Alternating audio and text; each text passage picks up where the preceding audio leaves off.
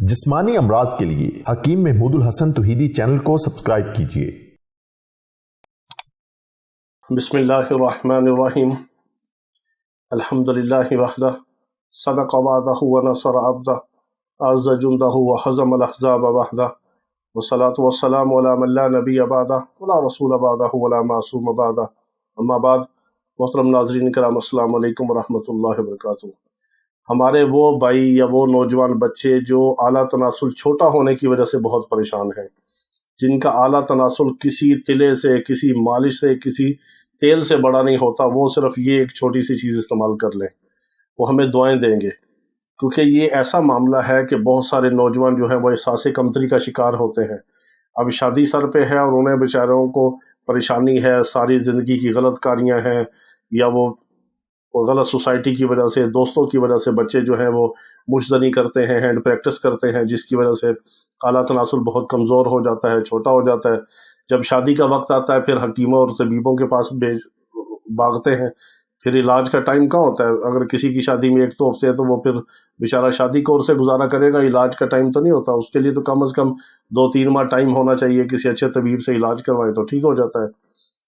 اب وہ بچے ہیں، وہ نوجوان ہیں جن کی شادی سر پہ ہے تو اعلیٰ تناسل چھوٹا ہے، یا شادی کر چکے ہیں تو اعلیٰ تناسل چھوٹا ہے، احساس کمتری کا شکار ہے، یا وہ اپنی بیوی کو، زوجہ کو سیٹسفائی نہیں کر سکتے، تو ان کے لیے خاص یہ بات ہے۔ اور پھر ایسے ہیں کہ جو یہ شکایت کرتے ہیں کہ ہم نے فلاں جگہ سے بہت سارے تلے استعمال کیے، مالشیں کی، طرح طرح کی دوائیاں ہم نے لگا کے دیکھی، لیکن اس میں بڑھوتری نہیں ہوئی، اس کی گروتھ نہیں ہوئی۔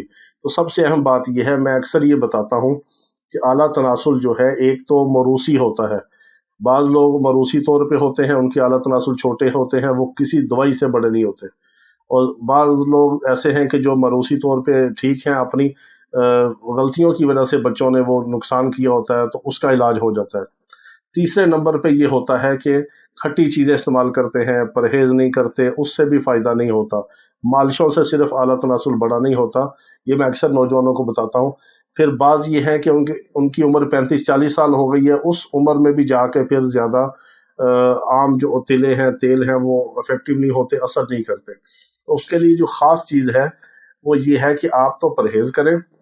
دوسرے نمبر پہ ایک معجون ہے، معجون مقوی ہے، اور زبردست معجون ہے، وہ ہم الحمدللہ بناتے ہیں، وہ ہم اپنے مریضوں کو بھی دیتے ہیں، لیکن ہم اس کی کوئی اشتہار بازی نہیں کرتے، سپلائی نہیں کرتے، ڈسٹریبیوشن نہیں کرتے، مارکیٹنگ نہیں کرتے۔ وہ ہمارے پاس جو علاج کے لیے آتے ہیں، یا اگر وہ امریکہ یورپ میں ہے یا ابراڈ کنٹری میں جو علاج کے لیے آتے ہیں یا یہاں سے دوائی منگواتے ہیں، وہ بھی صرف واٹس ایپ پہ رابطہ کرتے ہیں، پھر ہم ان کو معجون وہ تیار کر کے بھیج دیتے ہیں۔ اس معجون سے فائدہ ہوتا ہے جن کو کسی تلے سے فائدہ نہیں ہوتا، کسی مالش سے فائدہ نہیں ہوتا۔ میں نے بہت سارے آئل بھی بتائے ہیں، اور بہت سارے نوجوان بچوں کو فائدہ بھی ہوا، ان کے میسج بھی آتے ہیں، اللہ نے ان کو شفا دی۔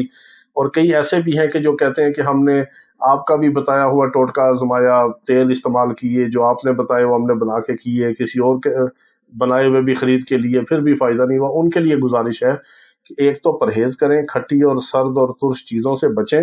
دوسرے نمبر پہ اچھی دوائی اس کی معجون ہوتی ہے، وہ کھائیں تاکہ آپ کی بلڈ سرکولیشن اندر سے ٹھیک ہو، اس کے جو خلیے ڈیڈ ہیں وہ ریپیئر ہوں، اس کے خانوں میں خون بھرے، اندر سے اس کی گروتھ ہو، آپ کے بدن کے اندر طاقت بھی آئے اور اعلیٰ تناسل بڑا بھی ہو۔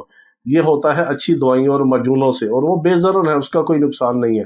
بعض لوگوں کو مالش سے فائدہ ہوتا ہے، بعض لوگوں کو کھانے کی دوائی بھی ساتھ دیتے ہیں معجون، اور مالش بھی دیتے ہیں، اس سے فائدہ ہوتا ہے، اور بعض لوگوں کو مالش سے فائدہ نہیں ہوتا، صرف کھانے کی دوائی سے فائدہ ہوتا ہے۔ ہر انسان کی اپنی طبیعت ہے، اپنا مزاج ہے، اور اس کے مطابق اس کا علاج ہے۔ تو یہ بہت ساری ایسی چیزیں ہیں کہ جس سے انسان کو فائدہ ہوتا ہے، یہ بے ضرر ہوتی ہیں۔ آپ کسی اچھے طبیب سے رابطہ کر کے، قابل اعتماد سے، جو اچھا طبیب ہو، مخلص ہو، علاج کرنا جانتا ہو، اس سے علاج کروا لیں۔ ہم نہیں کہتے کہ ہمارے پاس آئیں یا ہم سے دوائی منگوائیں، ہم نے آپ کو کبھی یہ نہیں کہا، نہ ہم کو اشتہار دیتے ہیں، نہ ہماری دوائیوں کی ایڈورٹائزنگ ہے۔